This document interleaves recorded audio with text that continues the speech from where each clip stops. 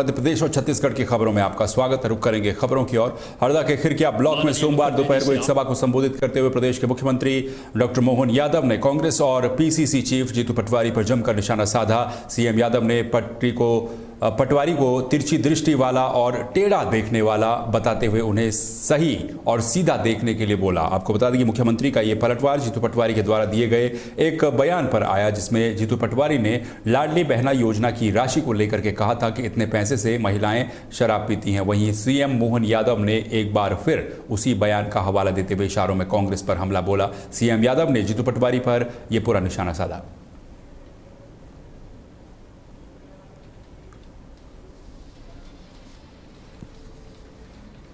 उज्जैन के कलेक्ट्रेट सभागार में अपर मुख्य सचिव की अध्यक्षता में उज्जैन संभाग के जिलों में विकास कार्यों की समीक्षा बैठक की गई। वहीं इस बैठक में उज्जैन संभाग आयुक्त, कलेक्टर उज्जैन और सभी संभागीय अधिकारी और जनप्रतिनिधि मौजूद रहे। वहीं इस बैठक में जिलों के विकास कार्यों की प्रगति और नई योजनाओं पर चर्चा की गई। संभागीय विकास कार्यों पर यह पूरी बैठक आयोजित की गई, जिसमें सभी अधिकारी शामिल हुए।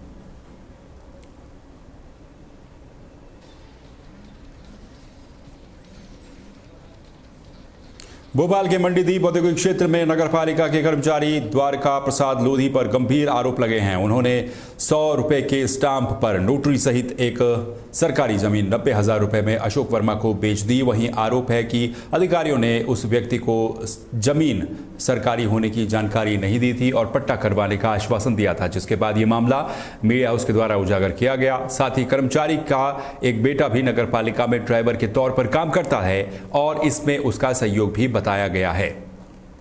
अशोक, ये जमीन किसने बेची है? मुझे सर, ये नगरपालिका में कर्मचारी हैं और पुराने कर्मचारी हैं, द्वारका प्रसाद लोधी, उनने मुझे जमीन बेची है और स्वयं की पर्सनल जमीन बता के बेची है मुझे। और आज ये सरकारी जमीन निकल रही है ना। मुझे उन्होंने 2 साल का पट्टा बोला तो 2 साल पट्टा बनवा के दूंगा, ना पट्टा दिया ना कुछ दिया। मुझे 90,000 की बोली तो मैंने तो उनको 70,000 पेमेंट करी है। कब की घटना है ये? 2015 की है। आपको पता कब लगा कि ये सरकारी जमीन है? ये सर अभी सीएम हेल्पलाइन पे कंप्लेंट हुई तो मुझे आज ही जाके मालूम पड़ रहा है। अब आप क्या चाहते हैं? मैं सर चाहता हूँ कि मेरा या तो मकान पे पट्टा बने या तो मेरे पैसे मुझे मिल जाएं।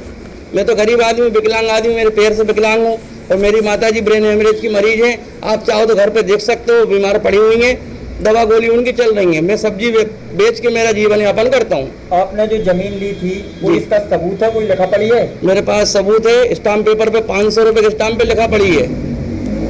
द्वारका भाई के साइन भी हैं, इसमें 2 गवाही भी हैं, चित्रांश टाइपिंग वाले भैया भी हैं और हमारे पिपलिया गज्जू के संजय मीणा जी उसके गवाह। वहीं देवास में विक्रांत क्लब परिवार के द्वारा हर साल की तरह भव्य चुनरी यात्रा आयोजित की गई। वहीं इस यात्रा का शुभारंभ लाल गेट के राजा परिसर से हुआ। इस दौरान महाराष्ट्र से आए ताशे ढोलों ने उत्साह बढ़ाया। ये यात्रा विश्व प्रसिद्ध माता टेकरी पर समाप्त हुई, जहां पर माता को चुनरी अर्पित की गई। इस यात्रा में देवास विधायक गायत्री राजे पवार, महाराज विक्रम सिंह पवार, नगर निगम के सभापति रवि जैन सहित भारी संख्या में श्रद्धालु शामिल रहे। विक्रांत क्लब एक बहुत ही पुराना क्लब है जो देवास में समय समय पर गतिविधियां करते रहते हैं, एक्टिविटी चलती हैं, धार्मिक गतिविधियां खास तौर पे, माता जी की स्थापना, गणेश उत्सव। तो उसी की कड़ी में अब ये तीसरी पीढ़ी है युवाओं की जो ये क्लब को आगे ले जा रहे हैं। माता जी के पावन नवरात्रि के अवसर पर ये चुनरी यात्रा निकाली है। तो पूरे क्लब की समिति को बहुत बहुत साधुवाद। और जिस तरह से युवाओं को एकत्रित करके धर्म और जागरण के इस पे अवसर पर ये ले जा रहे हैं, युवाओं को सकारात्मक रास्ते पे ले जाने की चुनरी यात्रा देवास में नवरात्रि के दौरान निकाली जा रही है। पहली बार नहीं है, पीढ़ियों दर पीढ़ी ये यात्रा, इस प्रकार के कार्यक्रम विक्रांत क्लब के द्वारा हमेशा से होते आए हैं। मैं विक्रांत क्लब के सभी कार्यकर्ताओं को बहुत बहुत साधुवाद, बहुत बहुत धन्यवाद और बहुत बहुत बधाई देना चाहूंगा कि एक बार पुनः उन्होंने अपने हमेशा की पद्धत को पूरा करते हुए इस यात्रा का आज आयोजन किया है। और श्री गणेश जी की आरती संपन्न करने के बाद इस यात्रा को आज हम प्रारंभ कर रहे हैं यहाँ से सायजी द्वार से, और पूरे शहर के अंदर भ्रमण करते हुए ऊपर टेकड़ी पे दोनों माताओं के सामने वो चुनरिया अर्पण करेंगे। तो मैं सभी लोगों को आमंत्रित करना चाहूंगा और सभी लोगों को कहना चाहूंगा कि पूरी व्यवस्था के साथ में हम इस कार्यक्रम को संपन्न करें। राष्ट्रीय संसद का शताब्दी वर्ष और विशाल जी द्वारा एक संदेश देना, क्या कहेंगे?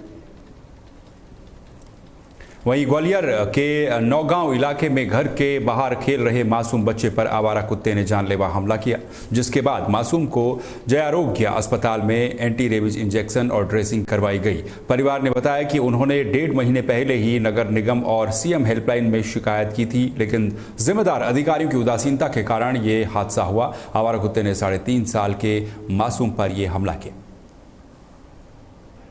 और वो कहीं से भागता हुआ कुत्ता आया जो कि उसको उसके सिर पे यहाँ पे मतलब चेहरे पर यहाँ पर खा लिया, जिसकी जो भौहें ये यहाँ से पूरा ये उखाड़ दिया मतलब अपने दांतों से, और यहाँ 2 जगह चोट आई है बच्चे को, और जो है बच्चा गंभीर रूप से हालत में है अभी। और दूसरी बात, मैंने सीएम हेल्पलाइन पे जाकर मतलब कॉल करके उसमें कंप्लेंट की थी कि भैया यहाँ पर 8 से 10 आवारा कुत्ते हैं जो कि मतलब यहाँ पर बहुत ताकत में हैं और लोग वहाँ को आते जाते राहगीरों को परेशान करते हैं, और जिसमें एक है जो पागल भी हो चुका है। लेकिन सीएम प्लान वालों ने मेरी कंप्लेंट तो ले ली, लेकिन मेरे से कहा था कि आपकी समस्या का निराकरण हो जाएगा, लेकिन समस्या का कोई निराकरण हुआ जब मैंने खुद से ही नगर निगम में कॉल किया, उनको बताया तो वो बोला कि आज गाड़ी आ जाएगी, कल गाड़ी आ जाएगी। ऐसे करते करते 1.5 से 2 महीने हो चुके हैं और अभी तक कोई गाड़ी नहीं आई और वो घटना हो ही गई।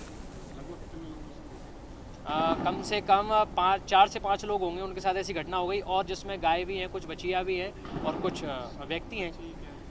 बच्चे की स्थिति अभी गंभीर है और जिसमें उसमें टाँके भी बहुत, सर्जरी वगैरह के लिए बोला गया है। मैं ये चाहता हूँ कि